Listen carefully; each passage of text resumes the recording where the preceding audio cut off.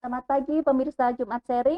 Assalamualaikum warahmatullahi wabarakatuh. Salam sejahtera untuk kita semua. Senang sekali kali ini kita bisa bertemu kembali untuk sinau bareng, pinter bareng di Jumat Sharing. Saya kali ini akan menemani pemirsa, saya Francisca, di Jumat Sharing edisi kali ini yang ke-40 dengan tema Belajar Bersih Melayani dari Desa. Bagi yang belum mengenal Jumat Sharing, kegiatan ini merupakan podcast dari perwakilan BKKBN DIY yang diselenggarakan setiap 2 minggu sekali, yaitu pada minggu kedua dan minggu keempat kita bisa ngobrol beragam tema yang boleh apa saja dari siapa saja. Dan tamu kita kali ini sangat istimewa. Kita kedatangan narasumber yang sudah terkenal. Nggak cuma di Indonesia, beliau sudah melanglang buana sampai luar. Beliau adalah Bapak Wahyudi Anggoro Hadi Espam Apoteker. Saat ini beliau menjabat sebagai Lurah Desa Panggung-Harjo. Beliau juga merupakan Sekjen Badan Kerjasama Antar Desa Nasional. Dan beliau bahkan tergabung dalam tenaga ahli ketahanan ekonomi di DIY. Dan tapping kali ini, Jumat Sharing kali ini merupakan hasil tapping, sehingga nanti kalau ada Bapak Ibu yang pengen bertanya bisa tulis di kolom komentar. Nanti mohon berkenan juga Bapak narasumber kita bisa menjawab melalui teks juga di kolom komentar. Baik, kita sapa dulu Bapak Wahyudi Anggoro Hadi. Boleh kita panggil siapa nih Pak? Pak Wahyudi Pak. Sugeng Ijang Bu Francisca. Selamat pagi Bapak, terima Selamat pagi kasih Bapak Ibu sudah sekalian pemirsa Jumat Sharing dari BKKBN Perwakilan Daerah Istimewa Yogyakarta. Senang berbahagia sekali pagi ini bisa bertemu dengan Bapak Ibu sekalian di forum yang forum pembelajaran bersama, pinter bareng, sinau bareng katanya nih. Cie Bapak. Dan kalau saya bacakan CV beliau, wah nggak akan selesai-selesai nih. Beliau di bawah kepemimpinan beliau, Desa Panggung-Harjo telah meraih berbagai macam penghargaan, nggak cuma dari dalam negeri, sudah sampai ke luar negeri juga. Di antaranya adalah juara 1 lomba desa tingkat nasional, lalu juga meraih top 21 inovasi pelayanan publik dalam penanganan COVID-19 oleh Kemenpan RB, kemudian juga sebagai desa anti korupsi pertama di Indonesia oleh KPK RI. Sangat menarik sekali. Jadi kita tidak perlu berlama-lama kali ya Pak, langsung saja mohon perkenan Bapak untuk berbagi ilmu, berbagi pengalaman bersama kami. Monggo. Matur suwun Ibu Francisca, Bapak Ibu sekalian. Jadi beberapa hal yang sudah disampaikan oleh Ibu Francisca tadi, jadi beberapa apresiasi, baik itu dari tingkat nasional, regional maupun internasional gitu. Karena beberapa kali kita di tahun 2019 misalnya itu memperoleh apresiasi dari ASEAN di Myanmar terkait dengan Fourth ASEAN Leadership Award, sebuah apresiasi yang diberikan kepada pemimpin yang berperan penting dalam pembangunan desa dan pengentasan kemiskinan. Ya 2 minggu yang lalu itu baru pulang dari Kassel, dari Jerman. Wow. Di sana 2 minggu mengikuti konferensi internasional terkait dengan New Rural Agenda. Jadi bagaimana kemudian ada 40-an negara yang memiliki wilayah administratif mirip-mirip dengan desa itu kemudian ngumpul di Jerman untuk mendiskusikan agenda pedesaan ke depan. Pesan yang ingin saya sampaikan dari beberapa hal yang saya ceritakan di awal tadi. Jadi apresiasi yang diberikan oleh yaitu berbagai macam kalangan itu sebenarnya hanya sebagai penanda saja. Dan penanda bahwa apa yang sudah dilakukan oleh pemerintah desa bersama warga desa itu ya kira-kira sudah berada pada jalur yang tepat. Dan bobotnya apresiasi yang diberikan oleh berbagai macam kalangan tadi itu sebenarnya sama persis dengan resistensi. Jadi resistensi yang muncul sebagai akibat dari kebijakan, misalnya satu kebijakan yang kita keluarkan yang kemudian memunculkan penolakan ataupun ada beberapa resistensi dari masyarakat terkait dengan kebijakan itu juga bobotnya sama dengan apresiasi tadi. Dua-duanya hanya penanda. Jadi baik resistensi maupun apresiasi itu hanyalah penanda atas apa yang kita lakukan, atas gagasan yang kita lakukan. Kalau resisten itu bisa jadi gagasannya salah, bisa jadi momentumnya yang salah, bisa jadi strateginya yang salah. Jadi yang kemudian yang kita menerima baik resistensi sama apresiasi tadi itu ya pada kadar yang wajar, yang tidak kemudian ketika kita diapresiasi terus kemudian kehilangan semacam semangat untuk terus memperbaiki diri dan lain sebagainya. Pun demikian ketika ada resistensi dari warga desa terhadap atas satu kebijakan yang kita keluarkan, itu juga tidak kemudian melahirkan satu sikap yang mengeksklusi mereka, terus kemudian tidak memenuhi hak-hak sipil mereka sebagai warga desa. Jadi kira-kira sih kita mendudukkan baik apresiasi maupun resistensi itu ya hanya sebagai penanda. Artinya ya biasa saja lah gitu ya, tidak kemudian hebat-hebat banget juga enggak gitu. Tapi Pak berbicara tentang tadi adanya apresiasi, kemudian resistensi, berarti kan ketika Bapak awal menjabat sebagai lurah, Bapak yang bisa dibilang berpendidikan tinggi, kemudian dengan masyarakat desa yang konotasinya adalah masyarakat yang mungkin dari tingkat pendidikannya seperti ini, itu golongan ekonominya juga itu, apa upaya Bapak atau strategi Bapak, inovasi apa yang Bapak lakukan sehingga masyarakat ini mau berpartisipasi dalam pemerintahan Bapak? Jadi partisipasi itu mensyaratkan kepercayaan. Jadi sehingga kemudian hal pertama kali yang harus dilakukan dalam rangka untuk membangun partisipasi ini adalah ya bagaimana kemudian kita membuktikan diri sebagai pihak yang layak dipercaya oleh warga desa. Nah, dalam rangka untuk membangun kepercayaan tadi, gitu, beberapa hal yang kita lakukan, yang pertama itu adalah melakukan reformasi birokrasi. Jadi reformasi birokrasi ini sebenarnya ketika kita berbicara tentang reformasi birokrasi, sebenarnya hal yang paling substantif itu adalah merubah pola relasi antara warga desa dengan pemerintah desa, agar relasinya itu tidak hanya relasi administratif. Jadi kalau misalnya ada satu pertanyaan bagi Bapak Ibu sekalian gitu, atau Mbak Ibu atau Mbak Francisca gitu, berapa tahun sekali kita ke kantor desa ya, kan? Jadi sebagai warga desa gitu, kira-kira kita berapa tahun sekali ke kantor desa? Paling ya hanya ketika ngurus surat menyurat, gitu kan? Pengurusan surat sama kakak seperti itu ya Pak ya. Sekarang akta kelahiran kakak dan lain sebagainya itu ya hanya itu gitu. Atau pengen nikah lagi itu baru ke kantor desa gitu kan? Ya, artinya memang selama ini hubungan antara pemerintah desa dan warga desa itu hanya hubungan-hubungan administratif. Praktis tidak ada alasan lain bagi warga desa ataupun pemerintah desa untuk saling berkomunikasi di luar urusan-urusan itu. Sehingga kemudian dalam rangka untuk merubah pola relasi tadi, yang kita lakukan adalah kita memperluas dimensi pelayanan publik. Jadi pelayanan publik itu tidak hanya pelayanan administrasi publik saja, tetapi juga menyangkut pelayanan atas barang dan jasa publik. Jadi selama barang dan jasa itu menjadi kebutuhan publik, sifatnya wajib diberikan pelayanan oleh pemerintah desa. Sehingga ketika ada seorang anak tidak bisa sekolah, itu kemudian jadi urusannya pemerintah desa. Ketika ada seorang ibu hamil tidak bisa mengakses layanan kesehatan secara layak, itu kemudian menjadi urusannya pemerintah desa. Ketika ada sampah berserakan, masyarakat gagal membangun mekanisme tata cara untuk menyelesaikan persoalan itu, ya kemudian menjadi urusannya pemerintah desa. Nah, dalam rangka untuk itu, kita kemudian memberdayakan lembaga-lembaga desa dalam rangka untuk penyesuaian tata kelembagaan desa.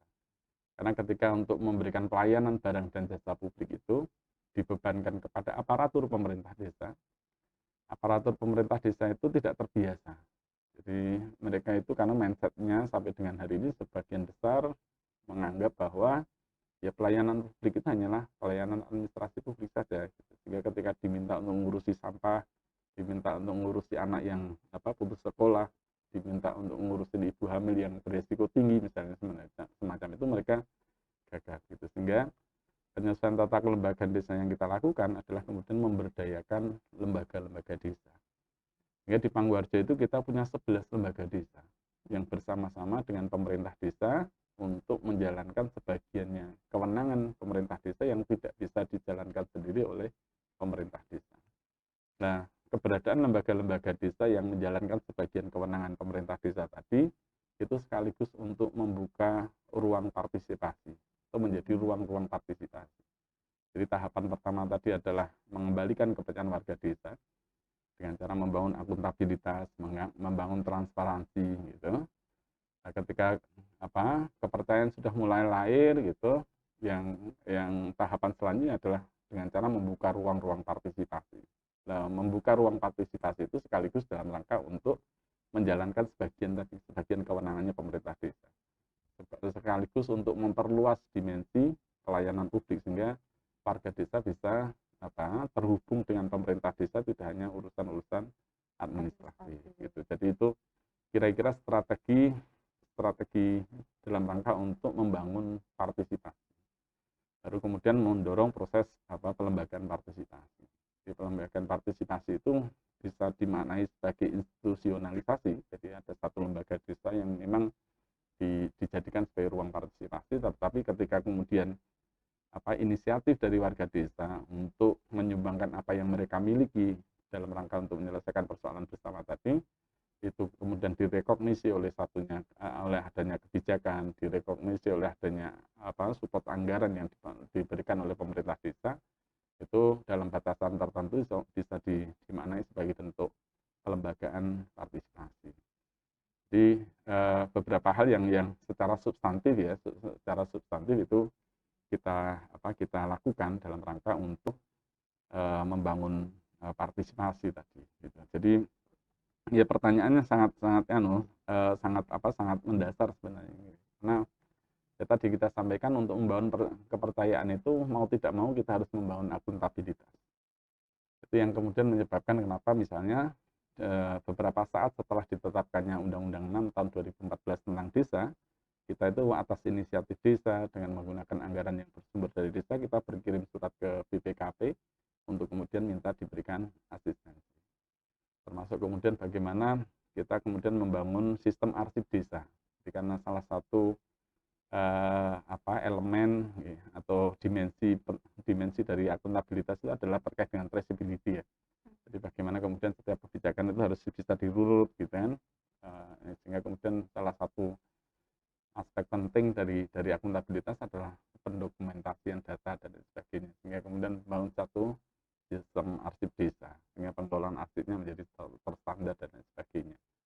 Termasuk kemudian juga mendirikan satu lembaga desa yang khusus untuk mengurusi data dan informasi. Jadi kita punya lembaga pengelola sistem informasi dan data desa. Jadi itu sebagai implementasi atas nilai-nilai transparansi. Jadi pengelolaan informasi, pengelolaan data yang sebenarnya itu menjadi domainnya pemerintah gitu. Itu kita limpahkan kepada warga desa melalui lembaga desa sehingga tidak ada lagi bias. Jadi pengelolaan data, pengelolaan informasi ya berdasarkan perspektifnya warga desa. Jadi itu sebagai wujud upaya untuk melahirkan partisipasi tidak hanya secara administratif tetapi juga secara substantif, di mana pengelolaan data dan informasi yang sebenarnya itu menjadi domainnya pemerintah itu diberikan kepada warga desa agar kemudian warga desa mempunyai akses yang memadai, yang cukup untuk mengetahui atas apapun yang dilakukan oleh pemerintah desa. Itu menjadi implementasi dari kebijakan pemerintah desa yang menetapkan bahwa semua data yang dikelola oleh pemerintah desa itu adalah data publik selain yang dikecualikan oleh undang-undang. Jadi misalnya Mbak Francisca tiba-tiba datang ke Pangguharjo, ketemu sama bendahara desa, tanya hari ini uang desa ada berapa ya? Yang bentuk cash berapa, yang dalam rekening berapa, terus terdiri dari pecahan berapa saja itu diperkenankan tanpa harus membuat surat, tanpa harus janjian, tanpa ada satu prosedur yang kemudian membatasi kasih akses Mbak Francisca meskipun bukan siapa-siapa, bukan Berarti warga desa, transparansi ya Pak ya itu berarti. transparansi dalam rangka untuk itu. Tapi itu terkait dengan karena memang ya kita menetapkan bahwa semua data yang dikelola oleh pemerintah desa itu adalah data publik selain yang dikecualikan oleh undang-undang. Nah, yang dikecualikan hanya dua. Yang pertama adalah data kependudukan. Jadi tidak bisa misalnya tanya nomor KTP-nya Pak Rahmat berapa ya, itu tidak bisa. Karena itu data kependudukan yang data privat yang harus dilindungi oleh negara. Termasuk kemudian tanya misalnya yang kedua yang tidak diperkenankan itu yang bukan merupakan data publik itu adalah data aset warga desa. Jadi misalnya Mbak Francisca tanya ke pemerintah desa, tanahnya Pak Rahmat ada di mana saja ya, itu tidak boleh juga. Tapi di luar itu, di luar data kependudukan, di luar data aset warga desa, itu secara prinsip semuanya adalah data publik. Terkait dengan pengelolaan keuangan, terkait dengan kebijakan dan lain sebagainya itu diberikan akses luas-luas. Nah, dalam rangka untuk mewujudkan itu ya sudah pengelolaannya tidak di pemerintah desa tapi di warga desa yang kita himpun melalui lembaga desa tadi. Sehingga akuntabilitasnya adalah tidak hanya akuntabilitas administratif tapi sosial akuntabilitasnya juga terbangun karena yang mereka warga desa sendiri yang mengelola data maupun informasi yang dimiliki oleh desa gitu. Kira-kira sih gambarannya semacam. Berarti itu kan seperti Bapak memperkenalkan pola-pola baru, membentuk pola baru kepada mereka, memperkenalkan pola baru itu. Yeah. Itu butuh berapa lama Pak sehingga para warga itu kemudian mau berpartisipasi, mereka mau turut istilahnya mengambil peran di situ seperti itu. Jadi kalau upaya untuk membuka peluang, membuka kesempatan, membuka ruang-ruang partisipasi itu kita lakukan sejak 5 bulan setelah saya dilantik. Saya dilantik di bulan September tahun 2012. Di tahun 2013 Maret itu kita sudah mendirikan satu lembaga desa namanya Badan Usaha Milik Desa BUMDes yang mengelola sampah. Di mana kemudian yang ngurusi adalah warga desa. Meskipun dalam skala terbatas gitu ya, warga desa yang berpartisipasi, tapi paling tidak upaya untuk membangun pola baru tadi, membangun satu pola baru tadi itu sudah kita lakukan dan ya sedikit banyak sudah ada yang kemudian langsung menyambut ya upaya-upaya untuk membuka ruang partisipasi kemudian mereka ngisi. Di tahun 2013 akhir juga kita mendirikan satu lembaga desa baru yang kemudian itu juga diisi oleh warga desa. Artinya partisipasi juga lahir seiring dengan meningkatnya kepercayaan semacam itu. Nah, tantangannya itu malah sebenarnya bukan ada di warga desa, tapi bagaimana kemudian di internal birokrasi pemerintahan desa, membangun kultur birokrasi pemerintahan desa itu yang tantangan terbesarnya adalah tantangan yang bersumber dari internal sebenarnya. Karena mereka dipaksa untuk kemudian berubah dari cara-cara lama, dari pola-pola lama dan kemudian tiba-tiba dipaksa untuk kemudian melakukan satu perubahan yang saya kira sangat mendasar. Jadi bagaimana kemudian mereka dipaksa untuk memahami bahwa pekerjaan atau dimensi pekerjaan ruang lingkup pekerjaannya itu tidak hanya ngurusi surat menyurat loh ya, tapi ketika ada seorang anak tidak bisa sekolah jadi urusanmu loh ya gitu. Jadi pekerjaan kita loh ya, kalau misalnya ada seorang ibu hamil itu tidak bisa mengakses layanan kesehatan itu juga jadi pekerjaan kita loh ya gitu. Itu butuh waktu yang cukup lama, kita baru sekitar tahun 2016 ya. Baru 2016, berarti dari 2012 sampai 2016 ya Pak? Itu baru kemudian bisa lahir satu kultur birokrasi pemerintahan. Setelah kita melakukan, jadi itu menjadi tahapan ketiga dari reformasi birokrasi. Tantangan terbesarnya adalah kemudian malah bagaimana kemudian membangun kultur organisasi yang baru. Dan itu menjadi ketika dalam reformasi birokrasi itu menjadi tahapan ketiga. Jadi tahapan pertama itu adalah merubah pola relasi tadi dengan cara memperluas dimensi pelayanan publik yang kemudian dalam rangka untuk menjalankan pelayanan barang dan jasa publik yang tidak bisa dijalankan oleh pemerintah itu kemudian kita harus melakukan penyelesaian tata kelembagaan desa dengan cara memberdayakan lembaga-lembaga desa. Lalu yang terakhir itu adalah membangun kultur organisasi yang baru agar kemudian cara kerjanya berubah, pola kerjanya berubah, cara kerjanya berubah. Nah, dalam rangka itu seperti yang kita sampaikan di awal tadi, tantangan terbesarnya malah terkait dengan bagaimana membangun kultur organisasi yang baru. Karena memang untuk sekedar misalnya tertib jam kerja saja misalnya kayak gitu, itu butuh butuh perjuangan yang panjang. Karena biasanya sih perangkat-perangkat desa sebelum undang-undang desa Pak, ya, atau sebelum sebelum kita kemudian mendorong satu perubahan tadi ya kadang berangkat jam 9, jam 11-nya sudah pulang dan sebagainya itu. Karena memang ya ada satu persoalan mendasar terkait dengan kinerja aparatur. Sehingga kemudian di awal-awal gitu ya kita membuka pintu sendiri, nutup pintu sendiri, berangkat paling pagi, pulang paling sore dan lain sebagainya. Sampai pertengahan tahun 2015 itu ya kita masih membersihkan kamar mandi, toilet sendirian dan lain sebagainya. Itu adalah dalam rangka untuk membangun keteladanan agar kemudian lahir sebuah kultur organisasi yang baru. Nah, baru selang 2-3 tahunan itu baru ada 1-2 orang yang kemudian berubah gitu kan, ya, langsungkan gitu ngikutin Pak Lurah lah, berangkat pagi pulang sore dan nah, ketika cukup kemudian 1 atau 2 orang yang berubah, bagaimana kemudian aparatur pemerintah desa yang lain itu dipaksa untuk berubah dengan cara mengunci. Jadi kalau kita berbicara tentang perubahan itu ada namanya kurva waktu vs tantangan. Jadi kurva waktu awal-awal mesti ada tantangannya. Semakin lama semakin tinggi, semakin tinggi, semakin tinggi, tapi pada satu titik tertentu tantangan itu mesti akan turun. Nah, dalam rangka untuk memenangkan tantangan itu 100% karakter kepemimpinan. Jadi bagaimana kemudian kita yang mampu mengalahkan tantangan, mampu kemudian mengelola tantangan dan lain sebagainya. Ketika sudah ada 1-2 orang yang berubah, itu kemudian artinya tantangan sudah mulai turun tuh. Itu kemudian yang harus dilakukan adalah membangun sistem pengunci. Yang dalam konteks Pangawarjo yang kita lakukan adalah kemudian di tahun 2016 kita itu menetapkan sistem penggajian berbasis kinerja. Jadi dalam rangka untuk itu kita melakukan analisis jabatan, analisis beban kerja, penetapan kinerja, pengukuran kinerja, dan memberikan tambahan penghasilan berupa tunjangan kinerja. Dari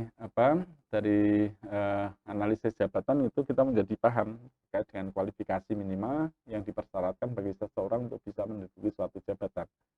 Sehingga kalau di Panggung Harjo itu untuk menjadi seorang kepala dusun idealnya itu minimal diploma 3.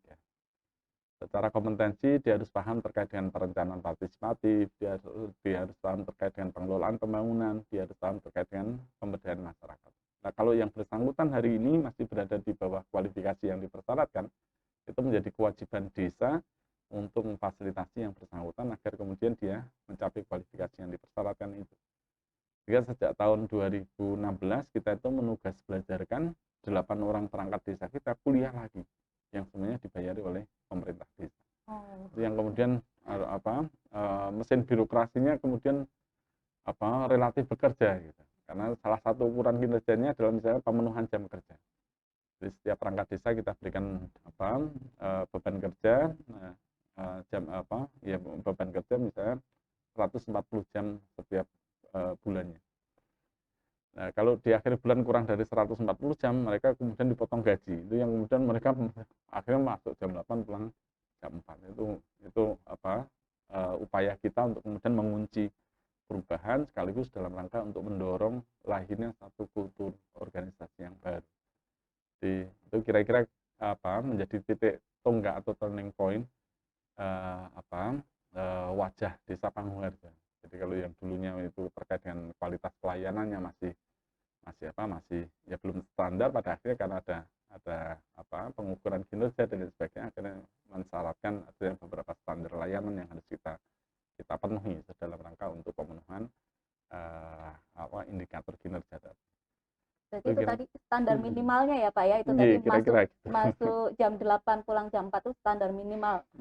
Dan diharapkan juga untuk perangkat desanya melalui analisis jabatan tadi bisa melakukan pelayanan yang lebih lagi. Ya, jadi analisis jabatan itu kan kemudian salah satu data yang kemudian kita peroleh itu adalah terkait dengan tadi kualifikasi minimal. Jadi untuk bisa menjalankan ketugasan mereka itu kualifikasi minimalnya semacam ini.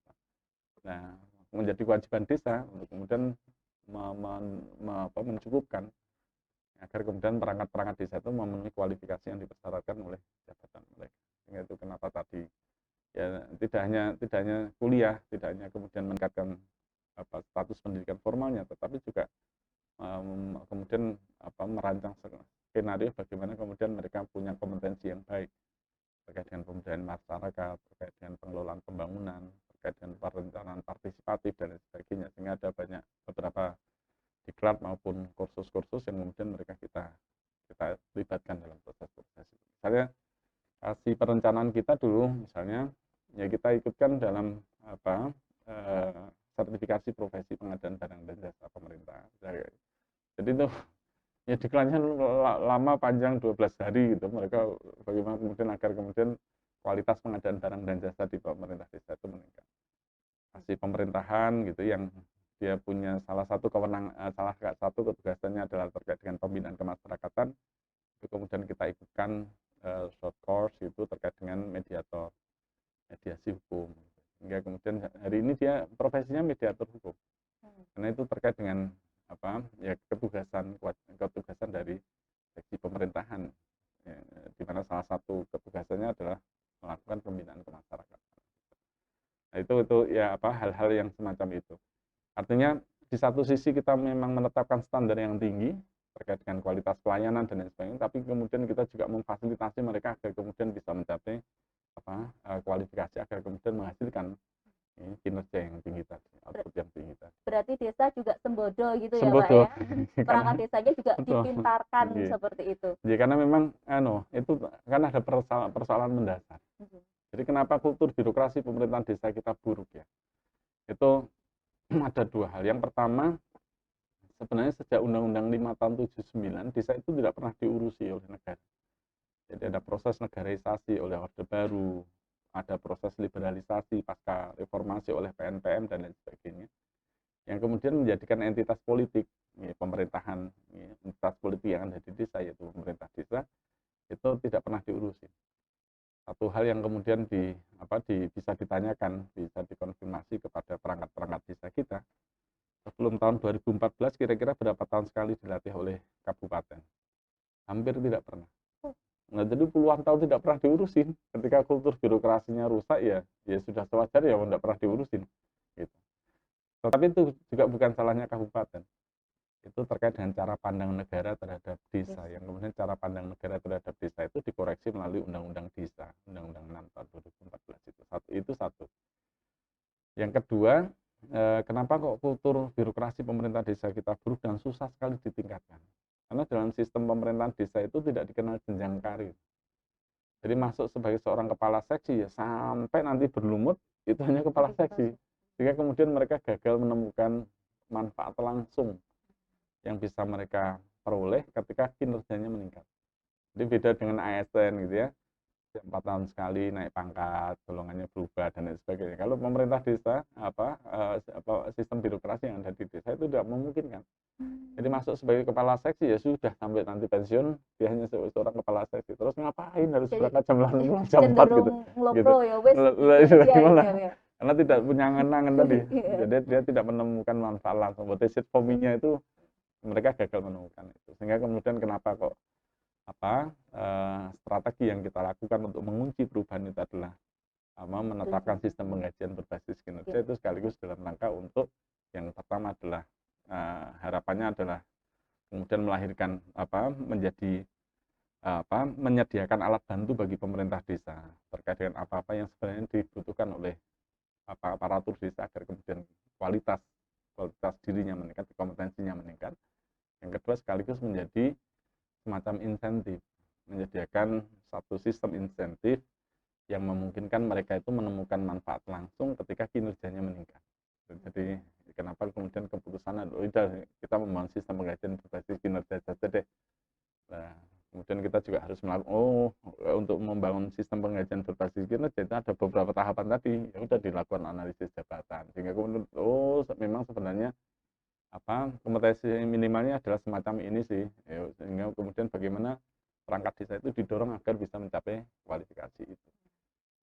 Adanya tunjangan kinerja itu menjadi insentif. Jadi ya stick and carrot lah. Di satu sisi mukulin gitu, tapi di sisi yang lain kasih wortel agar kemudian ya, Pak, ya. Jadi stick and carrot itu. Pak, kalau tadi bisa dibilang Bapak membangun sistem yang baru, pola yang baru.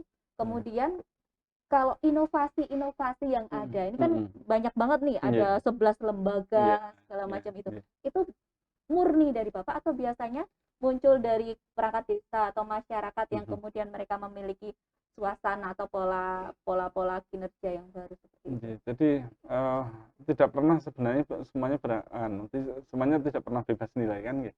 Jadi mesti ada kemudian ada konteks yang kemudian melahirkan inovasi itu. Dan itu sangat tergantung dari sebenarnya kapasitas responsif pemerintah desa. Bagaimana kemudian kita itu tanggap terkait dengan kebutuhan warga desa, terkait dengan persoalan yang melingkupi warga desa dan lain sebagainya itu. Nah, itu yang kemudian menjadikan kita karena punya kapasitas responsif yang cukup, itu yang kemudian itu menjadi pemantik bagi kita untuk melahirkan inovasi-inovasi. Jadi kalau dianggap sebagai inovasi misalnya ya, di samping keberadaan lembaga-lembaga desa dalam rangka untuk membangun pola relasi yang baru, dalam rangka untuk membuka ruang-ruang partisipasi, dalam rangka untuk membagi kewenangan pemerintah desa, itu ya kalau itu dianggap sebagai inovasi ya itu berangkat dari kapasitas responsif kita terhadap. Jadi untuk bisa menentukan arah kebijakan kita itu kan sebenarnya seorang pemimpin mensyaratkan ada 5 kapasitas dasar. Ada namanya kapasitas regulasi, kemampuan memahami aturan sekaligus memproduksi aturan. Ada kapasitas ekstraktif, kemampuan untuk mengekstraksi, memanfaatkan sekecil apapun potensi yang ada di desa. Kalau tidak punya bentang alam ya bentang hidup. Jadi Pangwarjo itu kan bumdesnya mempunyai pendapatan yang tinggi, itu tidak berangkat dari pemanfaatan bentang alam karena kita tidak punya bentang alam yang baik. Tidak berdekatan dengan gunung, tidak berdekatan dengan pantai, gitu kan. Tidak punya sumber daya yang kemudian bisa sumber daya ekonomi yang bisa sehingga kemudian yang kita manfaatkan ya bentang sosial misalnya. Aktivitas pengelolaan sampah melalui badan usaha milik desa itu ya contoh bagaimana kemudian Pangwarjo memanfaatkan bentang sosialnya. Kita punya Kampung Mataraman, destinasi yang cukup ngehit di salah satu destinasi yang cukup dikenal oleh masyarakat. Itu adalah upaya kita untuk memanfaatkan bentang budaya. Terus kemudian kita punya platform e-commerce namanya pasardesa.id gitu ya, yang kemudian hari ini menjadi jembatan pertukaran komoditas antar desa dari 300 desa yang ada di Indonesia. Itu menjadi contoh bagaimana kemudian kita memanfaatkan bentang. Jadi kemampuan itu kira-kira itu menggambarkan kapasitas ekstraktif gitu. Kemampuan untuk mengekstraksi sekecil apapun potensi. Keberadaan lembaga-lembaga desa yang menjalankan sebagian kewenangan dari pemerintah desa itu menunjukkan kira-kira ya kapasitas distributif gitu. Jadi kemampuan kita membagi kewenangan. Kenapa harus dibagi? Karena terlalu banyak kewenangan yang kita miliki. Jadi kewenangan yang direkognisi oleh Undang-Undang 6 itu ada sekitar 120 kewenangan yang terbagi dalam 5 bidang urusan. Ada pemerintahan, pembangunan, pemberdayaan, pembinaan kemasyarakatan, dan urusan kebencanaan. Jadi hampir segala melingkupi hajat hidup masyarakat desa itu hampir menjadi bagian dari kewenangan pemerintah desa. Yang tentunya itu tidak semuanya bisa dilakukan sendiri oleh pemerintah desa. Sehingga kemudian dari 120 kita identifikasi mana yang bisa dijalankan sendiri oleh pemerintah, sisanya yang tidak bisa dibagi habis kepada warga desa melalui lembaga-lembaga desa. Itu kira-kira menunjukkan kapasitas distributif dari kemampuan kita untuk membagi kewenangan. Yang keempat adalah kapasitas responsif. Bagaimana kemudian tanggap terkait dengan kebutuhan warga desa, terkait dengan persoalan yang melingkupi warga desa. Nah, ketanggapan kita itu respon atas situasi yang melingkupi warga desa itu yang kemudian melahirkan inovasi-inovasi. Jadi ya kira-kira sehingga kemudian kalau Francisca tadi ini inovasinya berasal dari mana? Ya berasal dari warga desa gitu. Karena mereka juga sudah ini ya Pak, sudah diberikan kewenangan juga oleh perangkat desa. Jadi mereka bisa merespon apa sih sebenarnya yang mereka butuhkan. Betul. Kira-kira artinya tidak kemudian itu berdiri sendiri. Pemerintah desa tidak mungkin kemudian melahirkan inovasi itu sendiri. Karena inovasi itu membutuhkan ekosistem. Nah, ekosistemnya itu adalah ya daya dukung masyarakat. Jadi, kenapa kemudian inovasi muncul di banyak tempat menjamur, tapi yang sustain tidak semuanya itu bahkan sangat sedikit yang kemudian bisa kemudian berlanjut terus gitu ya. Karena ya inovasi itu membutuhkan ekosistem. Nah, ekosistem berupa daya dukung. Nah, partisipasi itu menjadi salah satu ekosistem yang dibutuhkan untuk kemudian melahirkan inovasi yang berdampak. Inovasi yang mempunyai dampak meningkatkan kesejahteraan warga desa ataupun kemudian menyelesaikan persoalan warga desa. Jadi misalnya inovasi terkait dengan upaya kita untuk menyelesaikan persoalan hukum. Jadi kita itu punya namanya lembaga mediasi desa.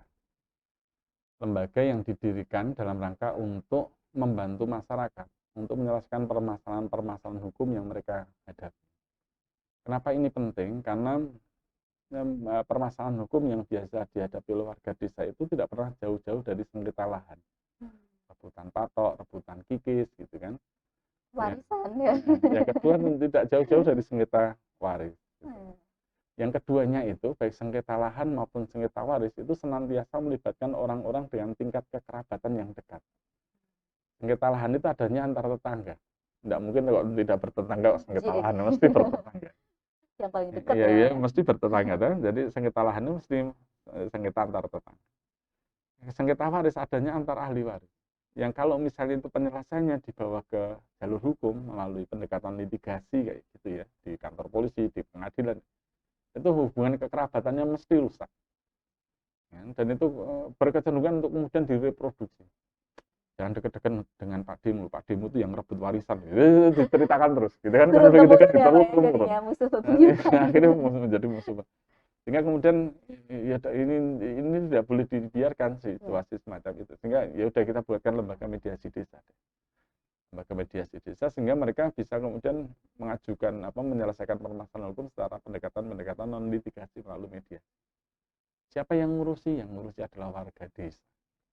Yang kebetulan dia seorang pengacara, dia seorang sarjana hukum, dia seorang notaris, dia seorang mediator hukum yang dulunya itu kompetensi mereka tidak pernah bisa dimanfaatkan oleh desa.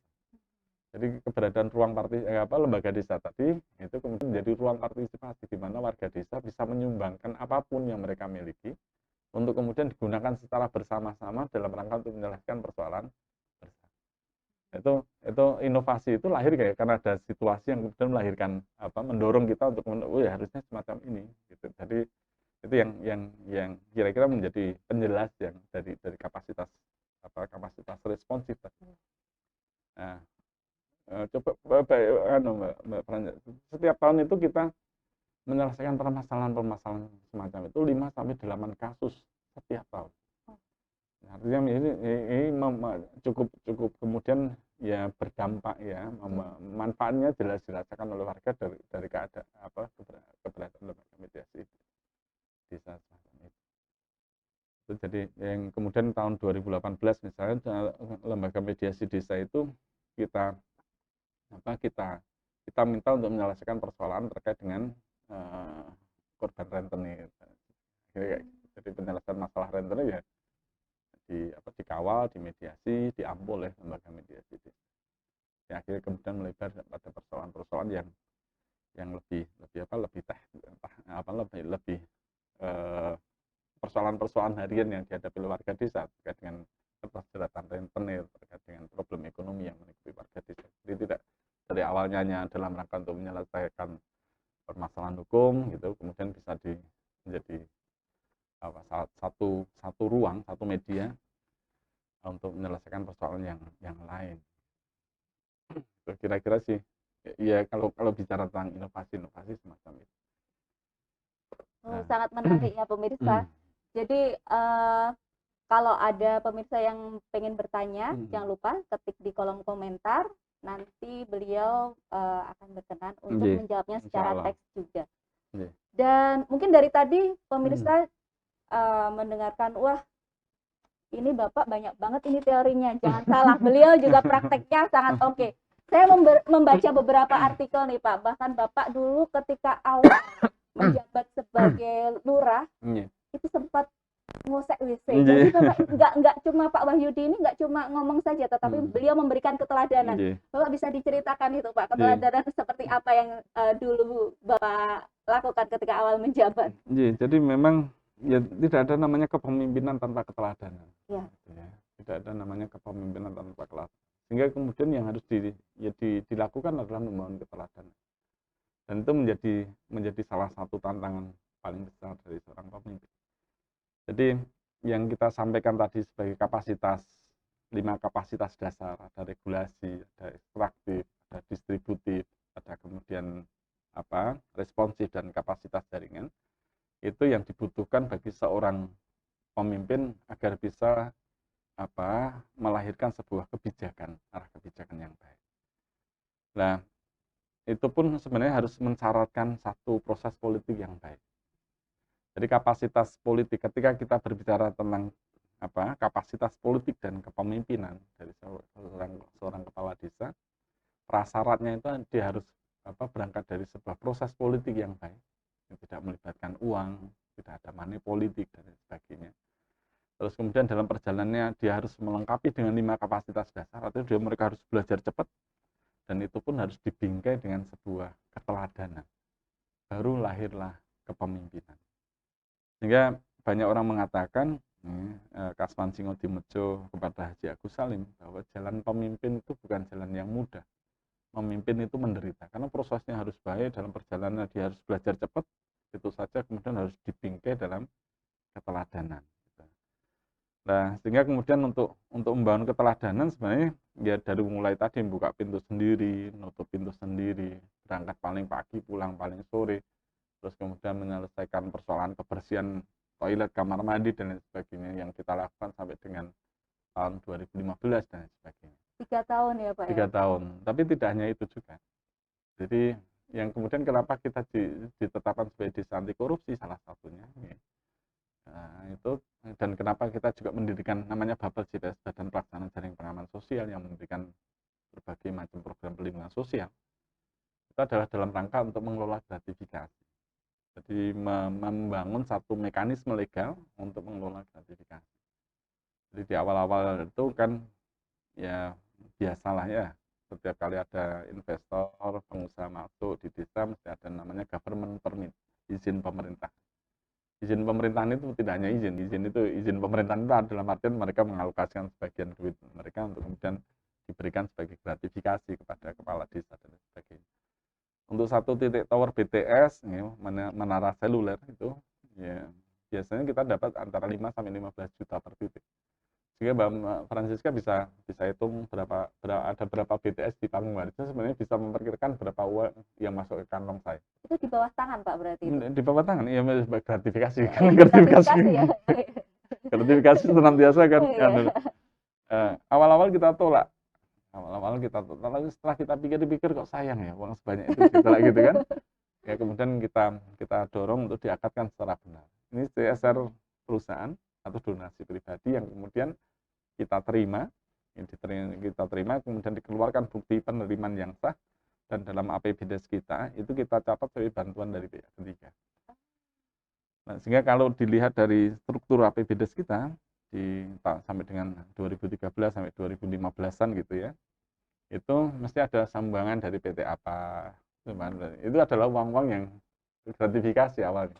Government permit tadi ya Pak ya, jadi dialokasikan seperti CSR-nya mereka ke desa. Nah, untuk ngelola itu kemudian kita dirikan namanya Bapel JPS, Badan Pelaksana Jaring Pengaman Sosial. Jadi kita itu ada program-program perlindungan sosial. Misal dalam bidang kesehatan kita punya perawat desa yang memberikan asuhan keperawatan kepada 40-an lansia dengan ketergantungan, untuk memastikan para lansia itu berada dalam kondisi hunian yang layak, memperoleh asupan pangan yang cukup, serta berada dalam kondisi kesehatan yang termonitor. Termasuk sejak tahun 2019 sampai dengan hari ini, para lansia dengan ketergantungan itu senantiasa kita kirim ransum makan, dan itu berlangsung sepanjang tahun. Kita selama setahun hanya libur 2 kali, di lebaran pertama dan lebaran kedua. Selebihnya baik tanggal merah, hari Minggu maupun hari libur nasional lain, untuk para lansia itu senantiasa kita kirim langsung makan jam 11 siang dan jam 4 sore. Kita juga ada program pelindungan kesehatan ibu dan anak. Jadi seorang ibu hamil di Panggung Harjo itu berhak atas layanan paripurna.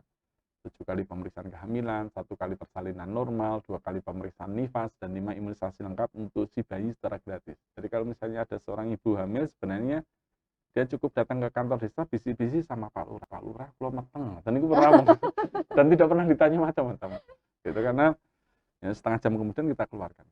Nah, ada program satu rumah satu sarjana, ada asuransi pendidikan, beasiswa pendidikan, bantuan pendidikan tunai, kerjasama dengan beberapa perguruan tinggi yang kemudian memfasilitasi anak-anak kita bisa kuliah di sana secara gratis sampai dengan lulus, dan malah nah, uang itu kemudian kita gunakan untuk itu, dan itu kita kabarkan kepada warga desa. Jadi asuransi pendidikan itu yang bayar PT ini, yang beasiswa ini yang bayar ini yang berasal dari sertifikat, dan itu menjadi upaya kita untuk membawa pesan, ya, sebagai pesan kepada warga desa bahwa kita sedang berubah. Yang kedua itu sekali lagi dalam rangka untuk membangun keteladanan. Jadi keteladanan tadi itu tidak hanya diwujudkan dalam hal-hal yang semacam tadi berangkat, tapi sampai kemudian pengelolaan. Itu yang kemudian menjadi salah satu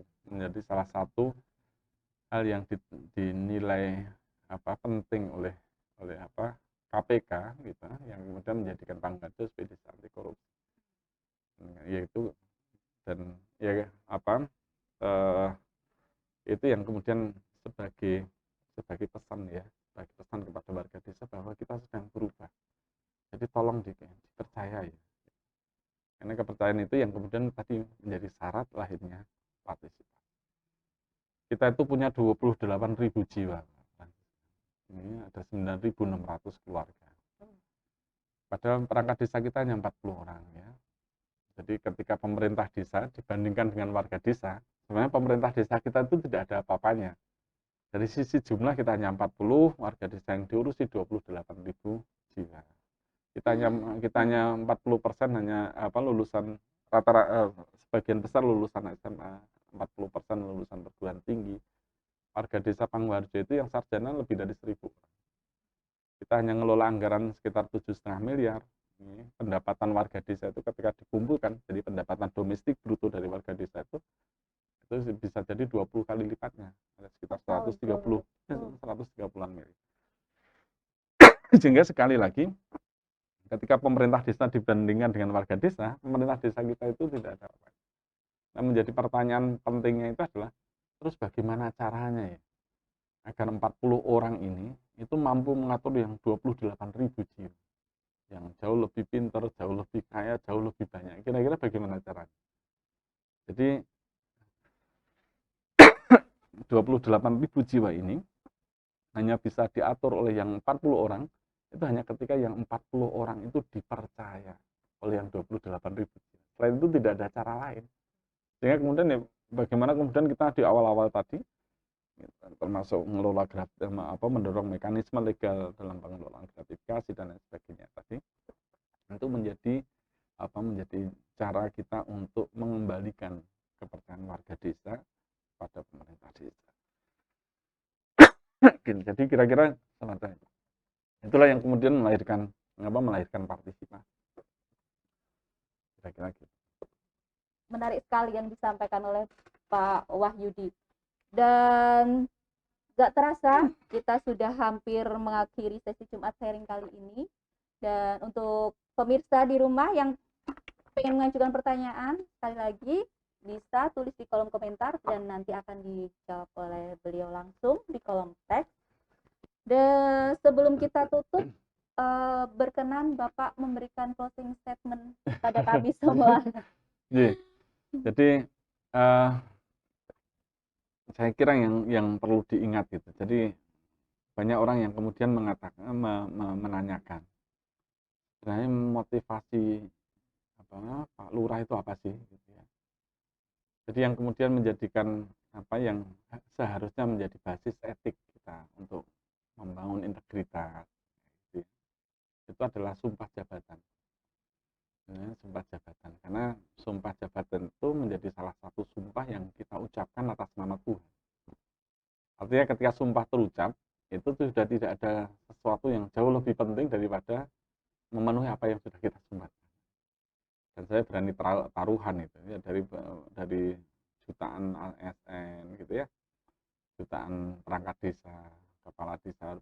Bu Kepala Desa. Kira-kira ya siapa yang masih hafal sumpah jabatannya ya? Nggak apa-apa. Mbak Iska masih hafal? Nggak apa-apa. Padahal itu jadi basis etik.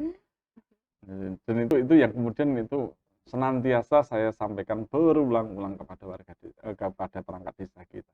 Kan itu harusnya menjadi basis etik kita dalam berperilaku. Jadi sehingga saya sangat hafal lah gitu. Jadi demi Allah saya bersumpah untuk menjalankan tugas sebagai seorang kepala desa dengan sebaik-baiknya, sejujur-jujurnya, seadil-adilnya, menegakkan kehidupan demokrasi, menjaga Pancasila dan Undang-Undang Dasar 45.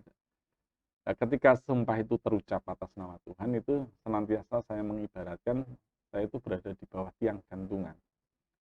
Ketika sumpah terucap, tali gantungan itu sudah masuk ke leher. Dan itu saya sandang sampai berakhirnya masa jabatan. Nah, sehingga penting bagi aparatur pemerintah desa, ya, bagi siapapun yang mengucapkan sumpah atas nama Tuhan gitu kan, untuk senantiasa menjalankan itu. Dari apa yang kita sumpahkan, sebaik-baiknya itu gampang. Jadi sebaik-baiknya itu gampang. Kalau guru saya ngajari, yang ora iso gawe apik, ojo gawe wirang. Jadi kalau kalau tidak bisa berbuat baik, setidaknya jangan membuat malu. Itu kira-kira sebaik-baiknya. Sejujur-jujurnya itu juga gampang sebenarnya, karena jujur itu universal. Kita itu sangat paham ketika melakukan sesuatu tindakan yang tidak jujur, itu kita sadar ini salah loh ya, ini tidak jujur loh ya, ini salah loh ya. Itu senantiasa ada satu suara hati kecil kita senantiasa mengingatkan itu kepada kita ketika artinya kita hanya cukup kemudian mendengarkan hati nurani kita ya. Yang paling susah adalah seadil-adilnya. Jadi untuk bisa berlaku adil, makanya kemudian ya kita mendudukkan resistensi dan apresiasi itu sama bobot. Agar kemudian semua kecenderungan warga desa tidak boleh ditolak. Semuanya apapun bentuknya, itu warga desa harus diterima apa adanya, tidak boleh ditolak. Meskipun dia sangat resisten. Juga gaweane protes, itu tidak boleh kemudian tidak kemudian menggugurkan hak sipil mereka. Gitu. Selama mereka berada dalam koridor yang disumpahkan, selama dia melakukan itu dengan cara-cara yang demokratis, selama dia masih percaya dengan Pancasila dan Undang-Undang Dasar 45, apapun wujudnya, apapun bentuknya, itu tidak boleh kemudian ditolak. Sehingga untuk bisa berlaku adil itu kemudian ya harus kita letakkan dalam konteks itu. Sehingga memang ya saya kira itu yang seharusnya menjadi bagian penting dari upaya kita untuk membangun kembali integritas kita sebagai penyelenggara negara yang sudah berani untuk kemudian mengucap sumpah atas nama Tuhan gitu. dan itu harusnya menjadi basis etik gitu. Tapi dari semua termasuk dengan Mbak Francisca, saya merasa masih beruntung gitu. Saya masih beruntung karena saya itu kan pejabat outsourcing gitu kan, 6 tahun sekali perbarui kontrak gitu kan. Artinya saya akan menyandang ini berakhir ya kan. Saya akan menyandang tali gantungan itu hanya sampai dengan tahun 2024 gitu. Tapi kalau teman-teman ASN, Mbak Francisca itu akan menyandang sampai pensiun nanti tali gantungan itu. Jadi artinya saya jauh lebih beruntung lagi. Jadi kira-kira itu. Jadi dan untuk menjadi seorang pemimpin saya kira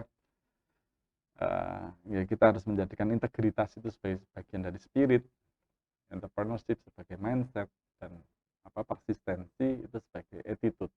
Itu yang kemudian akan melahirkan sebuah pola kepemimpinan yang progresif dan transformatif.